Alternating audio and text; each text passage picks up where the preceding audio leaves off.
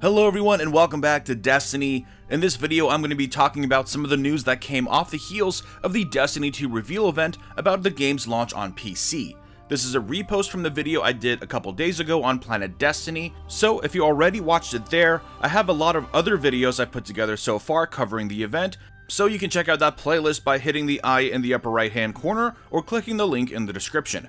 I also decided to throw in the hashtag SMG confirmed video I did into that playlist, even though it was technically a speculation video before the event, but the predictions I made in that video have all now been proven to be true, so I guess you could see it as official Destiny 2 analysis. And speaking of Destiny 2 analysis, I'll be continuing my coverage of the 7 major talking points from the reveal every day this week.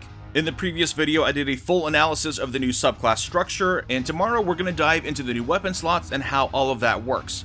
There's a lot of really cool extra things I'm learning about everything as I do research for these videos, and some of it is pretty rad, so be sure to subscribe so you don't miss out. But anyways, let's get into learning about the PC launch of Destiny 2.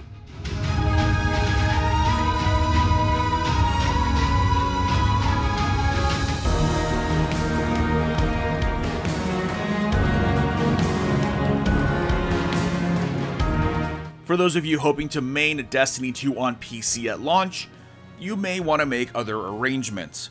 In a PC Gamer article, game director Luke Smith told us that the Destiny 2 launch on PC will be delayed. He also mentioned that they still don't have a launch date for PC and are hoping to have one in the coming weeks. As someone who is getting very excited about making the transition over to PC, and also avoiding having to buy a PS4 Pro, I'm needless to say a little bit disappointed, as I'm sure you are too.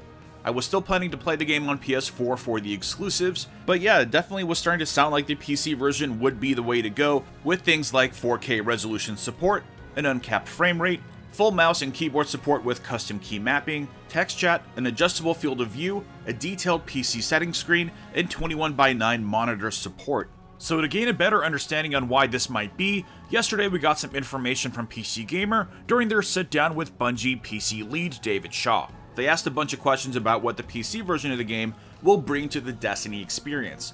The article is actually quite interesting, I'll leave a link to it in the description. Now, they don't specifically address the delay in this article, but I think you can piece things together if you read between the lines. So as far as what we know, Destiny 2 will be made available through Battle.net and the Battle.net launcher. Bungie will be using the Blizzard servers for things like login and social features, but everything else seems to be taking place still on Bungie's servers for things like character storage.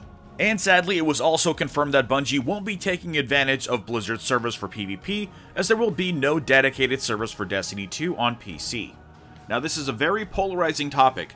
Many of you, I'm sure, were hoping this game would just be released through Steam and have it be over with. If you're a big PC gamer, you probably have an extensive friends list and just probably generally prefer that interface. But personally, I don't really mind either way. What I do know is that I love Blizzard games, and I've never really had any issues with the Battle.net launcher.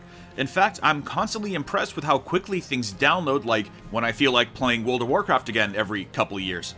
Ultimately, I don't think it's really a matter of which platform is superior. I just think that the parent company of Activision Blizzard, obviously also owns Blizzard, and it was just probably very easy for them to arrange it without Bungie having to dedicate more of their precious resources. And speaking of resources, the other confirmation that we got, I mean, if you hadn't pieced it together by now, is that the PC version of the game is being ported over from the console build. Destiny's clearly a console game first, as David Shaw reminds us in this article, but that doesn't mean that we will suffer from any of the typical signs of a PC port, at least not a crappy one. David Shaw mentioned that he and his team are doing everything they can so they can come out of the gate and be legit on day one, hence things like 4K support, uncapped frame rate, the FOV slider, etc. They will also be doing everything they can to make sure the game doesn't feel like a port, because we all know there's nothing worse than a bad PC port. I'm looking at you, Arkham Knight. Cheating and security are also hot on their mind, and while they didn't give us a straight answer on whether or not they'll be using Blizzard's anti-cheat methods, they did mention that we'll definitely be working with Battle.net folks and working with Activision, and we'll be working with our own internal teams to make sure that we can provide the most secure experience possible on day one. That's one of our key goals. Now, to port the game over to PC, they're actually enlisting the help of Activision-owned studio Vicarious Visions. We already knew a while back that they had partnered with Bungie to work on Destiny, and now we know exactly what they're doing. In the interview, David Shaw confirmed that the PC version of the game is being ported over by Vicarious Visions in a unique partnership. When they asked about the port, he stated that we're not outsourcing it. Instead, we've developed this true partnership with Vicarious Visions in Albany, New York. We look at them as an extended part of the dev team. There's a group of folks out there we're working with. I'm literally working with them every single day. So it's nice to know that Bungie is working very hard to make sure that the PC version of the game is the best that it can possibly be. As of right now, we still don't know what exactly the recommended PC specs will be, but from the looks of it, you should be okay with an Intel i5 or equivalent, and something like a GTX 1070 or equivalent, or honestly even a 970 if you're only worried about 1080p gaming.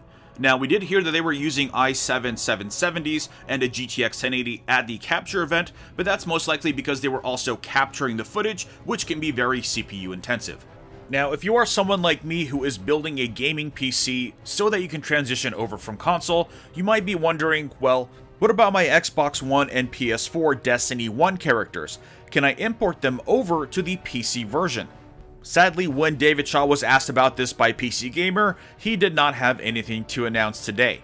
When they continued to drill him about whether or not it's still on the table, he, of course, in typical vague Bungie fashion, did say that there's lots of things on the table that are requested by the community, and it's not something that they've ruled out. Combining that with the fact that there's no cross-save or cross-play with PC vs console, it does sound that if you want to move your Destiny journey over to PC, you might be doing that with a completely blank slate.